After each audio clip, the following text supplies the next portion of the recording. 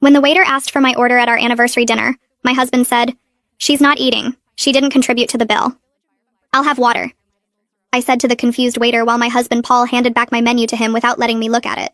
We were at the steakhouse he'd picked for our 10th anniversary, and he'd made reservations without telling me there would be conditions attached. The waiter stood there awkward, holding his pad. "Ma'am, would you like to see the menu?" Paul answered for me. "She's fine. I'll have the ribeye medium rare with loaded potato." He ordered a $100 meal while telling me I couldn't eat. "Sir, is the lady not dining?" The waiter looked concerned. Paul smiled like this was normal. "She didn't bring any money, so she doesn't get to order. That's how restaurants work, right? You pay, you eat." He said it loud enough for nearby tables to hear. An older couple looked over shocked. "Paul, please. It's our anniversary." He laughed and showed the waiter his phone. "Look at our bank accounts. Hers has $14. Mine has $12,000. He'd separated our finances 6 months ago without discussing it. She wants to be independent so she can independently pay for her own meals. The waiter shifted uncomfortable. "I could bring some bread for the table." Paul shook his head. "Bread is for customers. She's just sitting here." He turned to me. "You should have thought about dinner before you quit your job."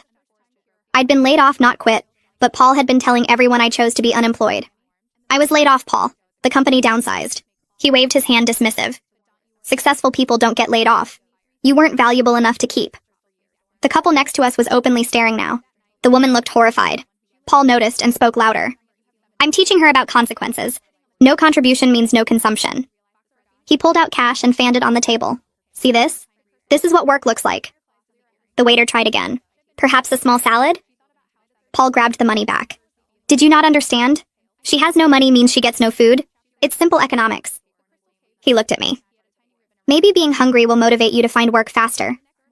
I'd applied to 40 jobs that week. "You told me not to take the retail position because it was beneath us." Paul laughed harsh. "That was before I realized you're professionally worthless. Now any job would be an improvement."